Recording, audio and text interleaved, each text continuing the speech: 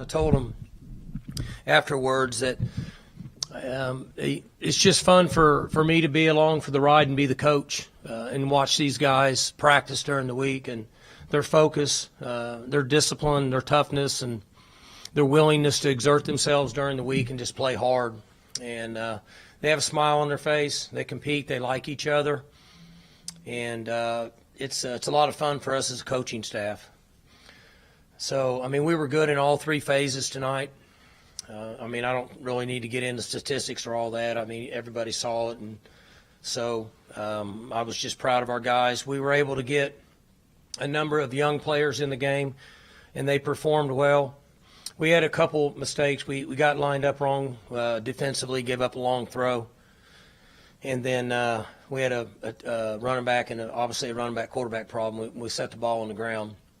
But for the most part, those guys that played in the game in the end have had as many reps as the ones have had from dating back from last year to spring ball in August. And so that's why they could go out and play good and stop them and move down the field and score. And so I'm proud of those guys, proud of everybody in the organization, and it was a good night for us. So give them a chance to enjoy it and spend time with their families, and then we got to go to work tomorrow.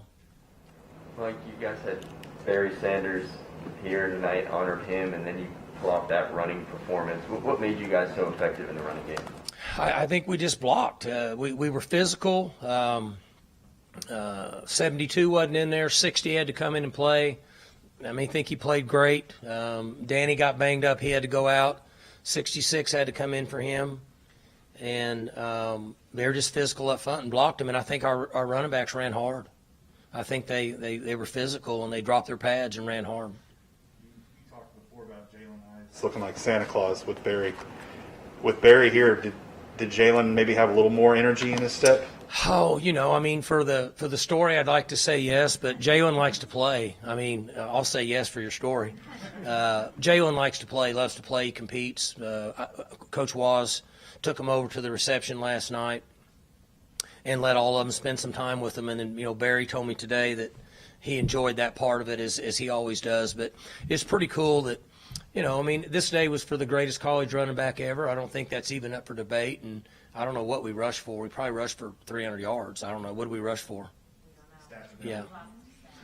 See, you guys are look how reliant you are on technology, right? If like Trammell's age, Trammell and them, like they keep it like by paper. Yeah, there you go. Here, but I didn't know I was supposed to keep the total. I got you. And then you got it added all up. That's a problem too. So, but anyway, we probably rushed for close to 300, so that was pretty cool. But defense got hit for a few plays in the first quarter, but they bucked up a little bit when they got down inside the 40 and held them to field goal, so on and so forth. I mean, they played fantastic. I mean, they gave up 10 points. The ones gave up 3, 1s and 2s, and then we had some young guys in there that gave up 1, and that's okay. That's fine. I mean, it doesn't matter. It's more important that they play than worry about how many points we give up. You mentioned the line in your running game, but the backs, it seems. I mean, Jalen's obviously at another level, but Dom's giving you great. Dez is now coming in and playing great. Looks like those guys may be in a great spot for the stretch run. How do you feel about them as a group? Yeah, Jalen got his breath knocked out of him a little bit, so we put 20 and 27 in. 27 looked good. He's been healthy now for 2 weeks and practiced hard and ran well tonight. And Dom runs hard now. 20 runs hard. If you get in front of 20, you're going to get punished. And he runs hard and he takes pride in it. And they're protecting football. And then 23 comes in and showed why we recruited him. So I'm very encouraged by those guys. Well, it sounds like Jalen is not an injury that you're concerned about. I think he's fine, yeah. What about your offensive lineman, the 2 guys that went out? Seals probably be back practicing this week, I think. I mean, I don't know. It's hard for me to predict. And then, I think Danny should be back pretty soon. But again, I haven't heard anything since, so I usually know more tomorrow or Tuesday. What did you think of the way Spencer played? I thought he played good. I thought he made good decisions. He threw the ball. Best I remember, most of his throws were pretty accurate. I didn't hear anybody on the headsets concerned with his read, so obviously he must have played pretty good.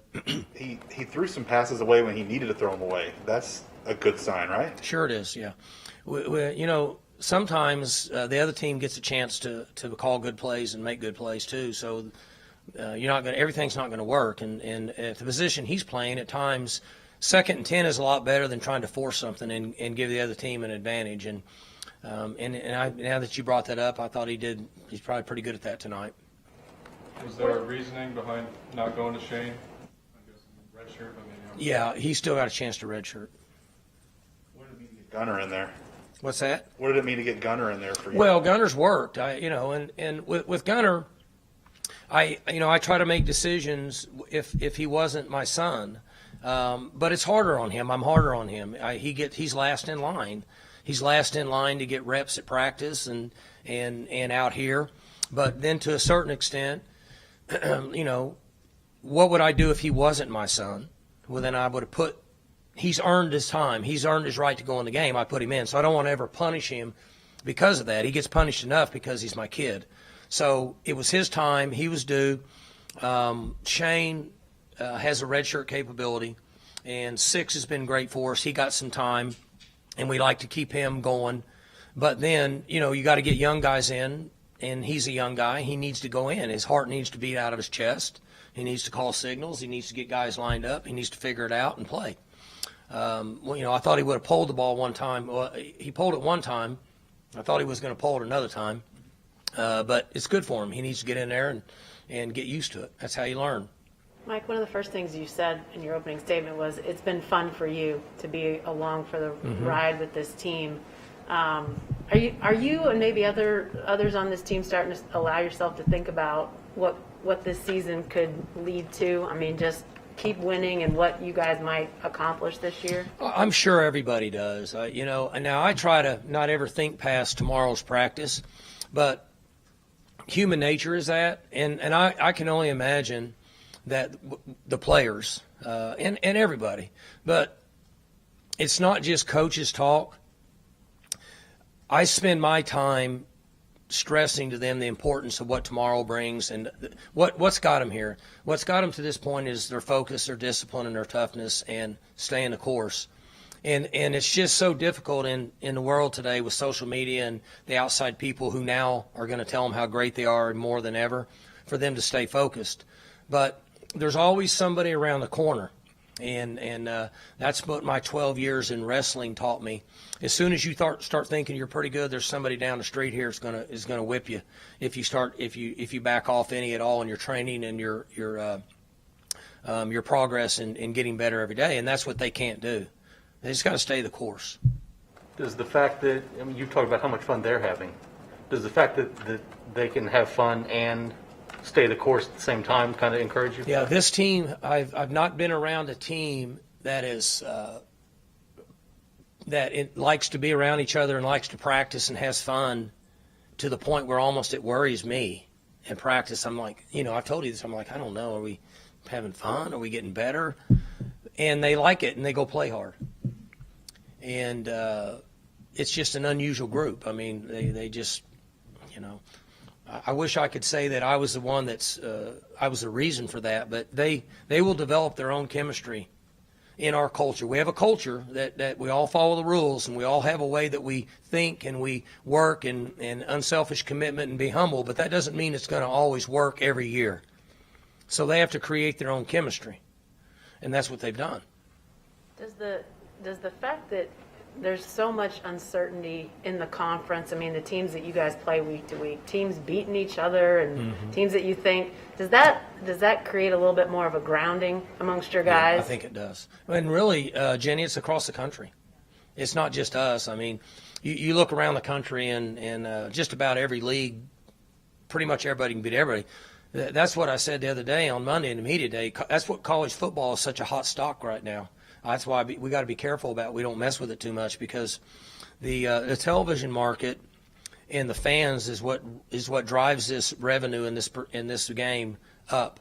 And the way it is right now, everybody's watching because you put a team out there that somebody thinks that they don't have a chance to win. They beat another team, And so people want to watch, and that's what drives this market. That's why we got to be real careful we don't mess with college football right now.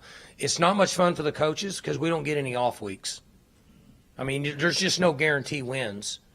But it's awesome for the fans, and it's awesome for everybody else because people watch, and that's what drives this market. Kind of going along with that, Iowa State lost, OU lost, Texas just lost to Kansas. As good as your defense has been, does that provide you guys some consistency, maybe more than whenever your offense was really good, you'd have an off day? Is it easier to be consistent on defense than it maybe was on offense? Well, there's no question. I mean, I'm an offensive guy. We all know that, okay? I mean, if it was up to me, we'd throw it deep 20 times a game. I mean, that's just my nature. And we play fast, but we didn't have that luxury this year, as you know. I mean, we were just getting over injuries, and guys are practicing together, and Spencer's playing – better, I think. I haven't watched the tape, or he has, because he's with his wideouts now for like 3 weeks in a row. We didn't have that. And so, but defense can create consistency. And yes, they have allowed us to find ways offensively to maneuver enough points to keep our head above water. And then as we've gotten healthy, we've had good game plans, but we've just had little things like at Morgantown. You know, we had penalties. We put ourselves in long yardage situations like 4 or 5 times. Well, we're not very good at that. So our defense has certainly given us an opportunity to do just what you said, and it gives you some consistency where you don't have to press as much offensively. You know, if you can just kind of stay the course, and if it doesn't work, you can punt. Okay. There's been times we didn't have that luxury. We felt like we had to score every single time. So we've worked well together, and Jim and them done a great job, and then Casey and his staff have done a good job of maneuvering with what we have each week. And now we've kind of had some guys. You know, we didn't have 72. 60 came in and played good. I mean, I think he threw a couple no-hitters, but overall he played pretty good. And he's never really played before. So that's a sign of our culture, and that's a sign of the program. A lot of the attention's on the running backs, but what do you think of Blaine Green's touchdown play, and what do you think of the progress he's made? So we had several what I would call scheme passing plays in this game, and most of them worked tonight. And that's the difference in us scoring 27 or 47 is your scheme plays at work. We get it protected, we throw it, we catch it, we make plays. And offensively tonight is what we look like a whole bunch of years because of big plays.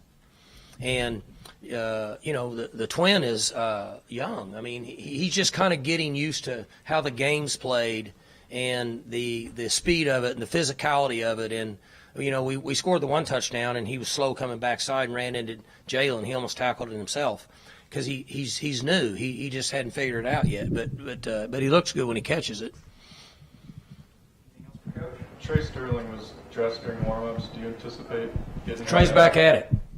Trey had a pretty unusual recovery with the surgery he had. Very unusual, and got cleared a week ago. And can play with that little half cast on. Very unusual that he can come back this fast. I mean, I thought he was out for the year, but they went back, and when they do all the checks, I mean, he's good. And his attitude's been great. Practiced all week. We practiced him with the twos and things like that. He's not in shape, but he's back out there. It's good to have him. Glad he can be back and be a part of the team. This might be something you get to reflect on a little bit later, but I'm wondering, when you think about the way you won today as a whole, was it special to do that on a night where you honored Barry Sanders? The way what? The way you won today? Well, for Barry? Yeah, it is. And we had a lot of, you know, his linemen were all back. Hartley Dykes was here. I mean, there's a lot of people here. And, you know, you want to do that, right? So I don't think of that because that just pressures me up more. But you want to do it for everybody. You want to do it for the fans. You want to do it for people who love Oklahoma State football. That's why we want to do it.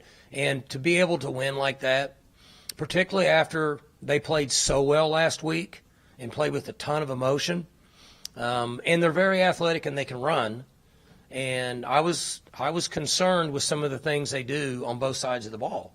There's no cakewalk with those guys. You know, Coach Patterson's recruited well, and they play hard.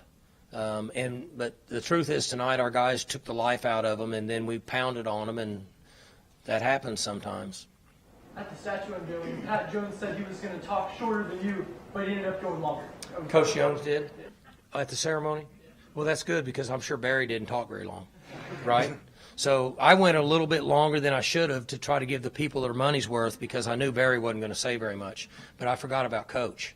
And I knew that if I'd have known that he was going to talk, I would have cut mine a little short. But I was happy for Coach that he could be there, and obviously, for Barry. And it was a day that well deserved, and everybody was proud for him.